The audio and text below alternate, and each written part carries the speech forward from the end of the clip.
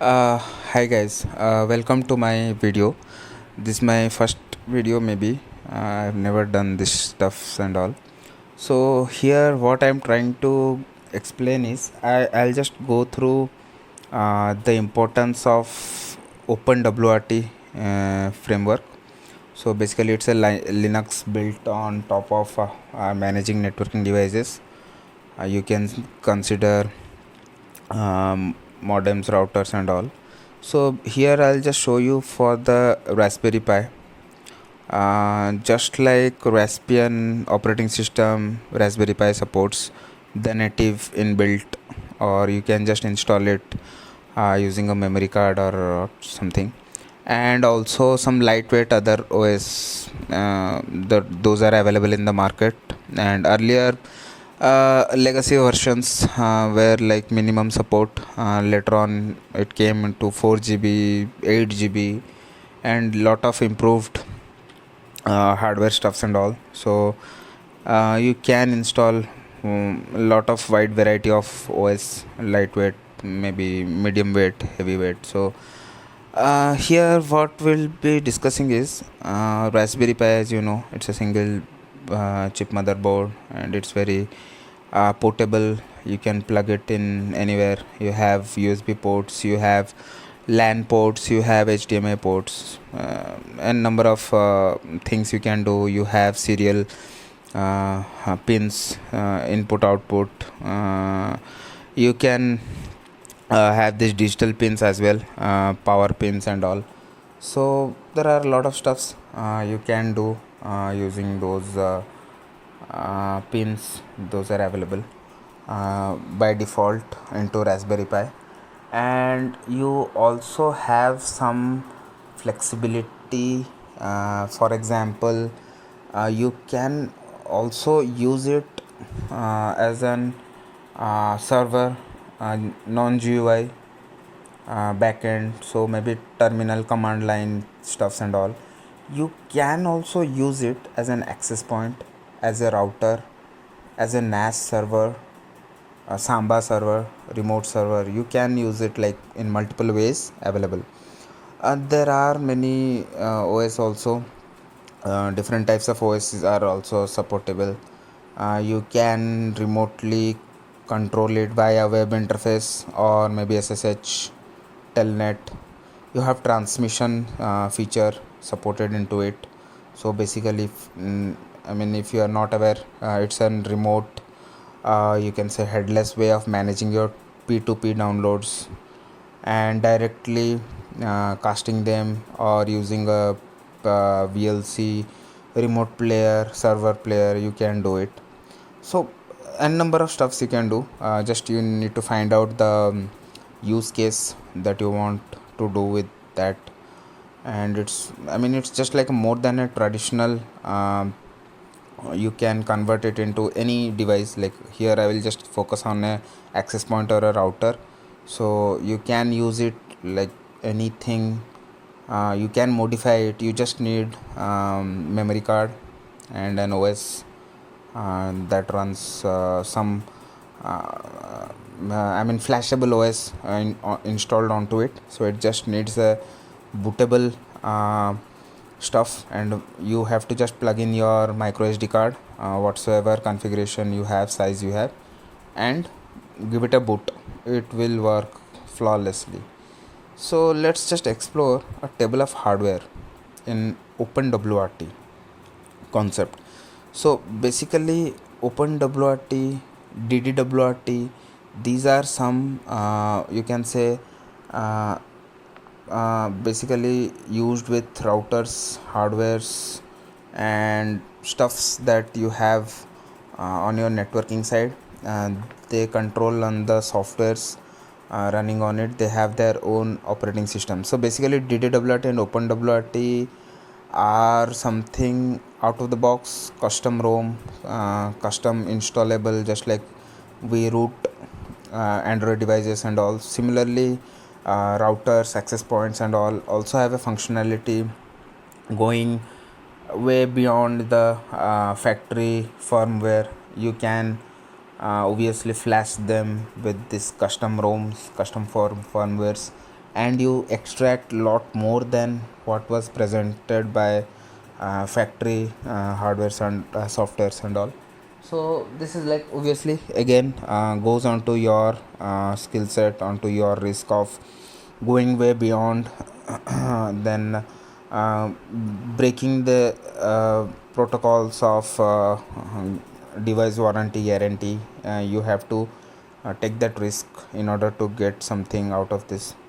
So this is pure technical. If you want onto details, this is like overall I'm just designing it, and if you want some details I can show you later on in this series of videos. So basically what OpenWrt supports is it has particular hardware capability. 4 MB flash not supported with 32 MB RAM devices like modems. No support for 8 MB flash 64 MB RAM devices, again modem devices. Flash MBs, there are this hardware of tables where we can find out what are the supported capabilities of the devices, routers or access points.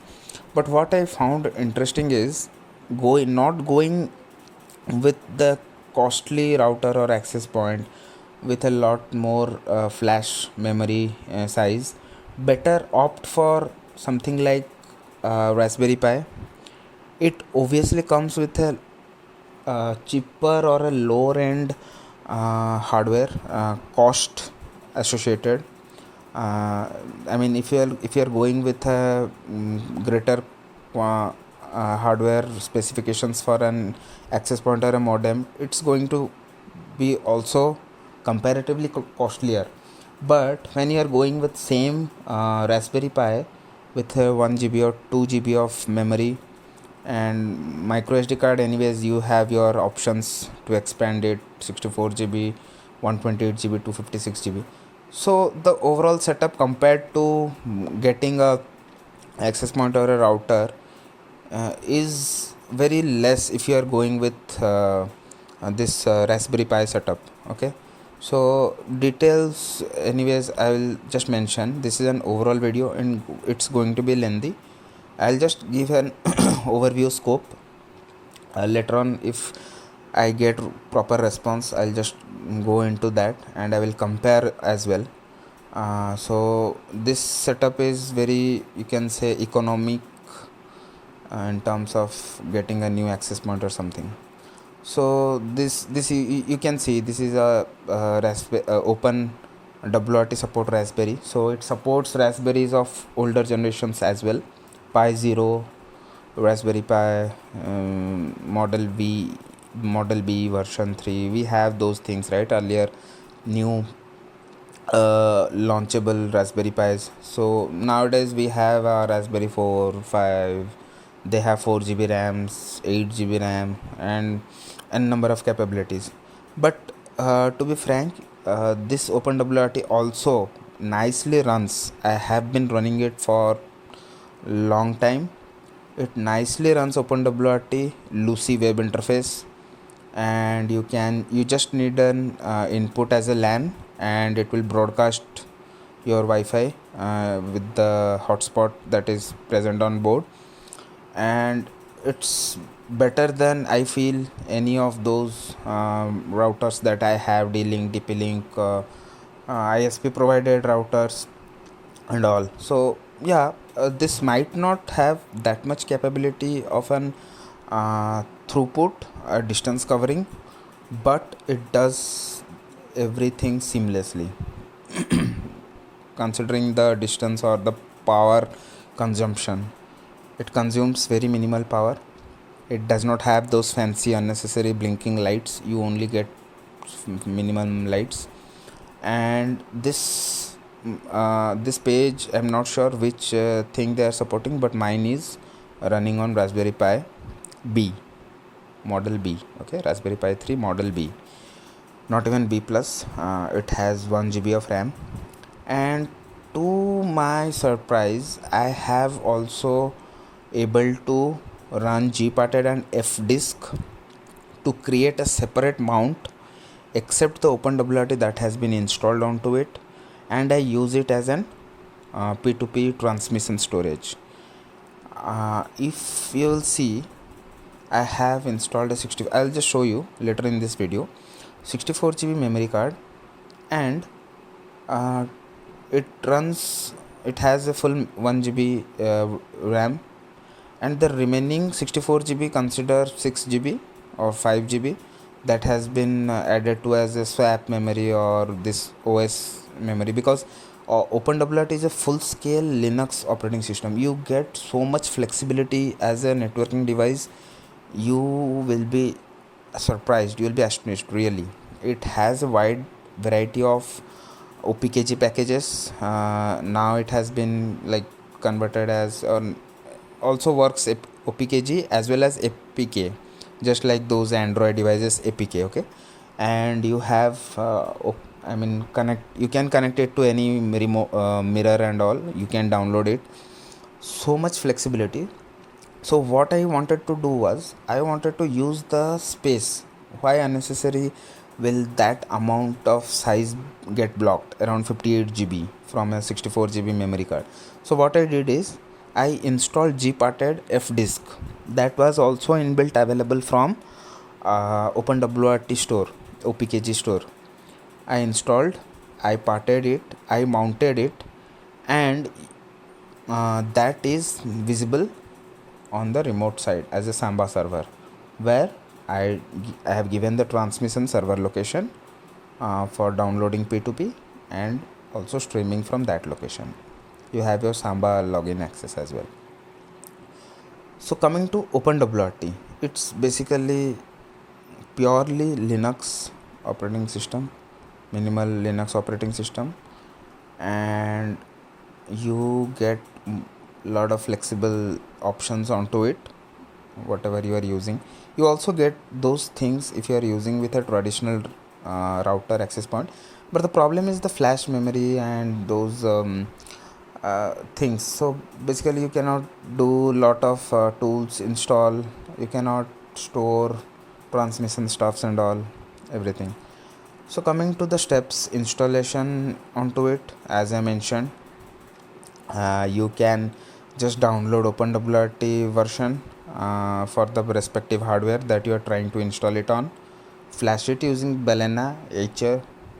You have a number of flashing tools, Rufus, those things, and flash it onto a memory card that you have. You can see the obviously specifications, how much max memory it supports your particular device. Flash it, put it in the memory card slot, give it a reboot. First of all, it will just show you some, again I'm saying this is out of scope, I have already done it. If you want to repeat that same thing for me, you can comment it. If I'll get response, I'll surely do it step by step. Every step will be a single video to properly clarify all the steps and all. Then what configuration you need to do? To be frank, no configuration is needed. Upon its first boot, some command line thing, obviously we will not get any GUI desktop feel or something. It's command line, and it will just expand its storage and all, just like while installing any Linux distros onto your system and all PC. Similarly, it will just expand, it will do some swaps, it will store some, it will make some file systems and all, and it will just stop it there. Okay, so your connectivity and all, you can check it from SSH or from the HDMI to the monitor that you have connected.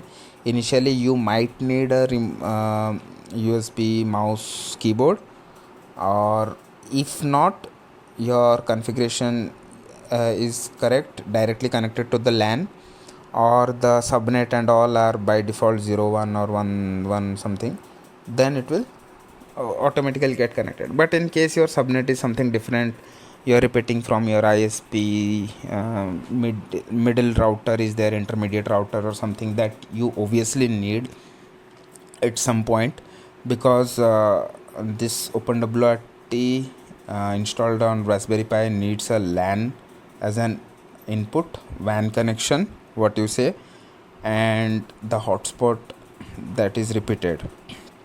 Okay, the hotspot that is broadcasted.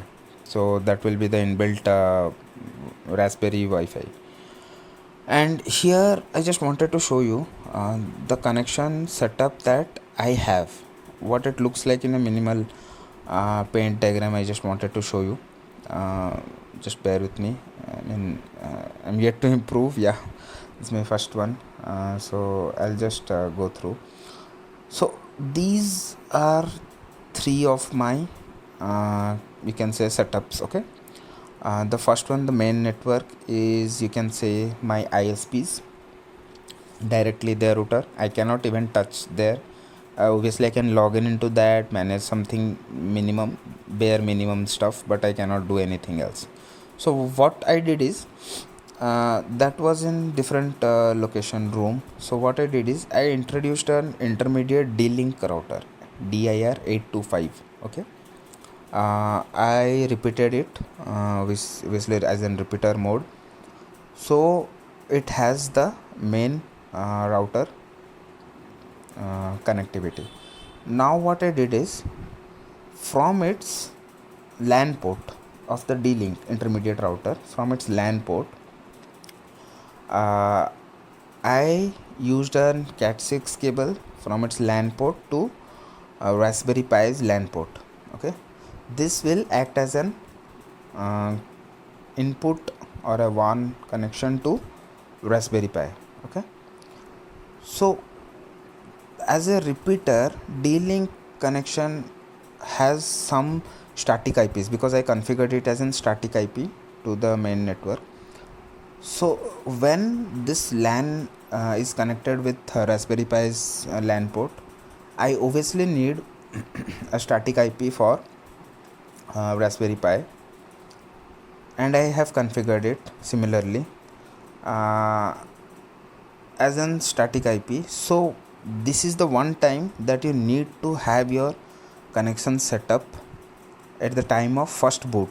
Okay, you need to just tweak some files at your network utilities from the HDMI thing, because my main router or the ISP provided router has a subnet of 192.168.31.x31. Okay, that is very uncommon. So for that reason I need to tweak this one. Now if I'll show you one more scenario, I just wanted to share how these connections are managed. Okay, later on you can also use it, log in into, if anything is required, via SSH terminal, putty, anywhere. Okay, so you just need to have something in your mind, like I want to log in into this thing, because after this connectivity setup you might lose accesses to it. You will not lose if you are doing it properly to the graphical GUI, but there's obviously, as in technical help, lot of stuffs can be done from SSH as well. Okay, you can see this, I have logged into my 150 and 192.168.1.150 is my Raspberry Pi OpenWrt running. So just ignore the stuff that I said earlier, 31.x as the subnet, because I keep on changing some of my, I have two ISP internet, so due to some requirements I just modified it back to 1.150. But you need to have an access of HDMI to a monitor, so it will be, initial setup will be better. Later on you can do it from graphical UI as well, web browser. So if you'll see, this is just like an minimal Linux OS, right? You can see these things are bare minimum for a Linux stuff to distro to run on anything. So you can see I have installed additional Samba transmission services. Okay, these are basically called as services available on OpenWrt, OPKG or APK package. And this is the LuCI interface. You can see this is the Raspberry Pi 3 model B, pretty old, but still runs very fine, smoothly, and it has an ARM Cortex processor, V8, you can see. And coming to the kernel version, firmware version, you can see you can match the versions that you want to run on your device. Here you can see the total memory. I mentioned you, right? It's 1 GB around. So it shows here like 916.57 MB, and it also updates on real time. You can see the numbers are getting updated. So basically you don't have much control over the memory part. And I have not explored if I can use my memory card, SD card as an additional memory or something. Yet to explore. I mean that you can say like going far beyond, you're doing some mod and all, stretching. Obviously it will use some more resources and all. So this was your cached, buffered and used memory and all.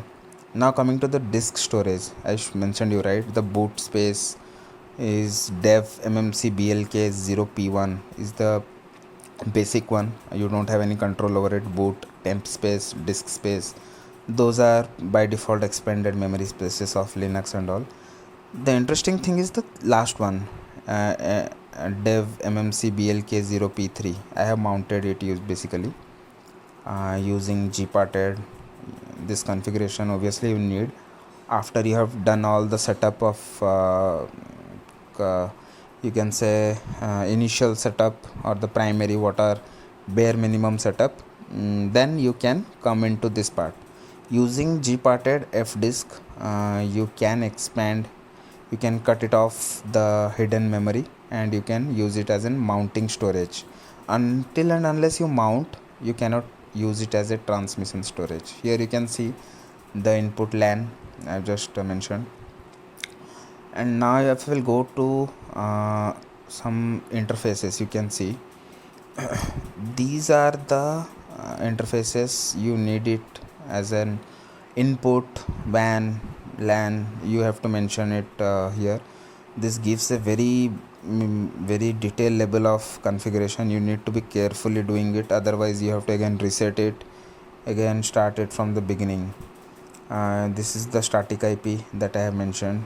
You have to put your subnet from the parent one. This is the DNS, DHCP configuration, and you have, and every time you change it, you have to make sure you remember or take proper setup configuration, what you have done and why it did not work or why it failed. Next time you have to do it properly. Okay, so this is basically a repeater thing, scan, because I mean we cannot use it obviously. It's just showing as a survey thing. You can see it's just showing as a survey thing. Okay, so basically this is that part. I have already used it. SSID, you can see mine was bit old one, so it only provided 2.4 gigahertz SSID broadcasting the Raspberry Pi. Every time you make some configuration, you need to come here and do a diagnostic, because actually you are connecting to the internet or not, you might not be sure. You have to do these things. Okay, then only you can be sure that yes, it's actually connected to internet. And if you'll see here, these are the softwares available, installed, updates, and just like we get as an sudo apt update, install, remove, purge. You can do it via the command I showed you from the putty as well earlier. You can log in and you can do it from command line also, apkg package and apk and opkg package and all. But you have a flexibility to do it from here as well. You can just type something, you can search, you can update, you can do sudo apt update, get update, all those things. So it has a lot of packages. You have libraries as well. Updates come to those libraries. You can change the mirror to your updates and all. So you get a lot of things. See this fdisk command. You can use partition, I mean you can use to manipulate this partition things and all. You have your other, you can see n number of softwares are available here. According to your requirement, you can use transmission, samba, all those things that was showing earlier were done from these things only. Now this Raspberry Pi is like very powerful, right? So till now, so based on those devices, you can also do additional things. You can add a screen or display, but obviously it's for always running devices, it's not recommended. Your power consumption will increase. So for those additional hardware things, you need some softwares also. Those parts are also available here, going a step beyond. Now I'll just show you the transmission thing, the P2P thing that I was talking about. If you have storage onto your Raspberry Pi, you can download TV series, movies, games. Sorry, games, I mean, it's not that thing, but you can download whatever you want, entertainment, and keep your photos. You can do a slideshow on your devices, TVs, smart TVs. I mean, everything can run independently. You don't need to be like you wanting onto that. Different things you can share with your different devices as well. You have the Samba server also, real time playing videos, movies, TV series and all. So here if you'll see, it gives a real time analysis of your system load, bandwidth, wireless connections, this survey and all, nearby nearby Wi-Fi's, SSIDs, broadcasting, your network interfaces. This has a single physical port, so it shows physical 0, AP access point 0. As I mentioned, this is very pretty much old, so it only has 2.4 gigahertz bandwidth. Different devices it might show different SSIDs. This you can see your real-time connections, TCP, UDP protocol connections. And if you'll come here, you can have a channel analysis. Same goes, you have a single channel 2.4 gigahertz, so it gives you that thing. These are some interfaces you can see. I have lot of connections. So basically this is the Samba storage, this is the transmission.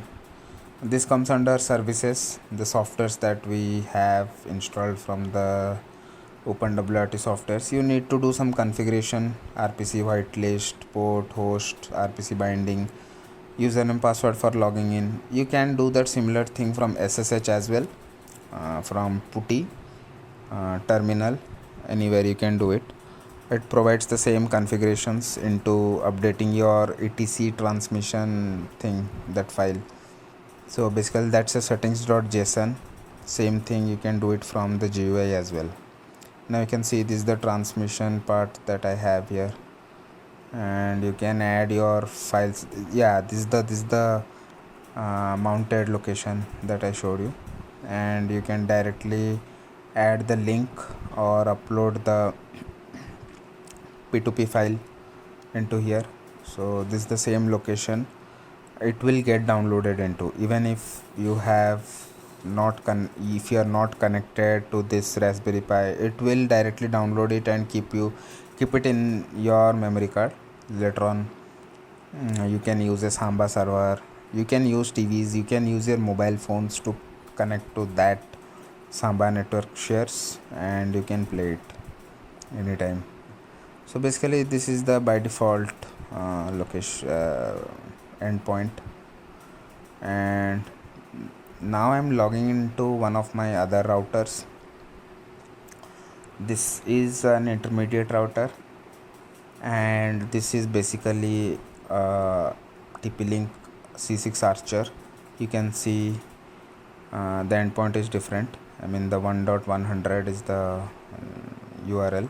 Here it shows, see, 120 MB, 116 MB RAM.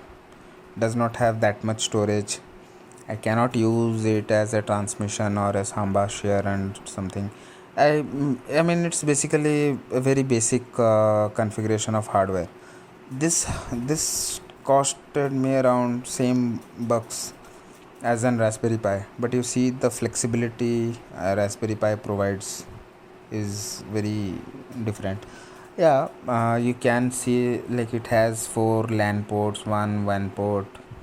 It might have some RJ45 cordless landline something, but yeah, I mean, you have to trade it off, or else you can have an another router configured with a Raspberry Pi and use it as something extra.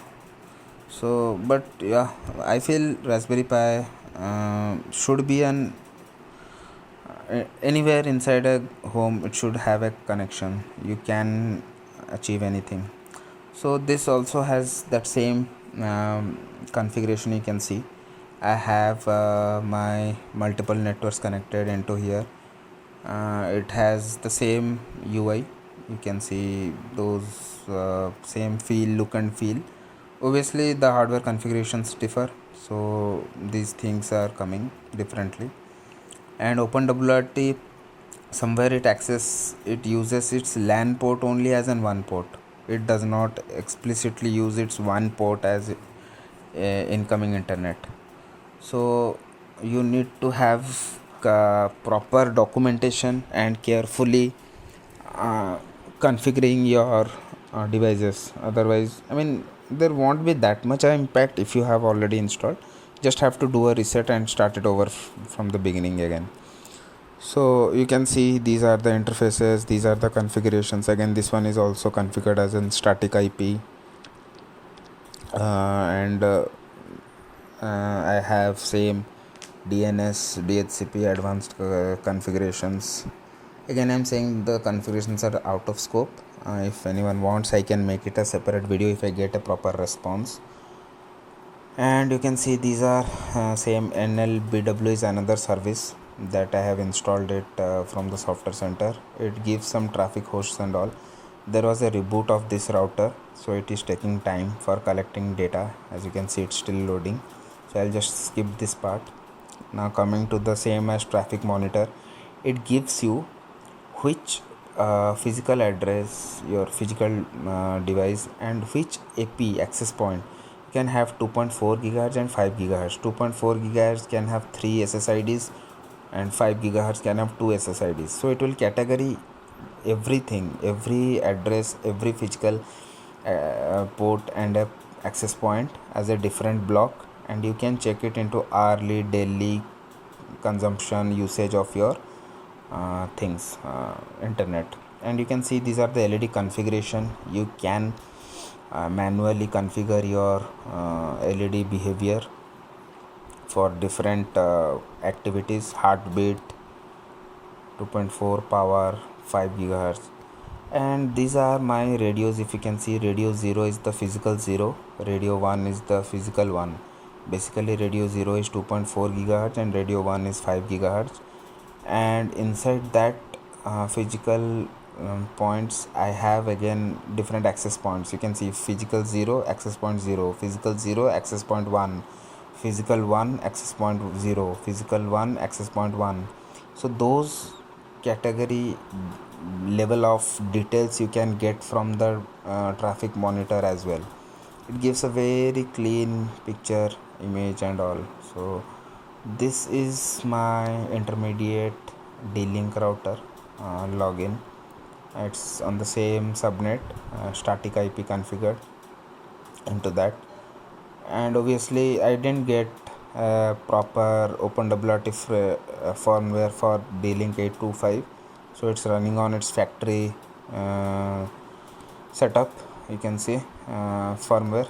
And here I have also connected, here as I'm using it as a repeater, connected from my main router to the Raspberry Pi. So this is what I was saying earlier. You need if you are using Raspberry Pi, you need a router.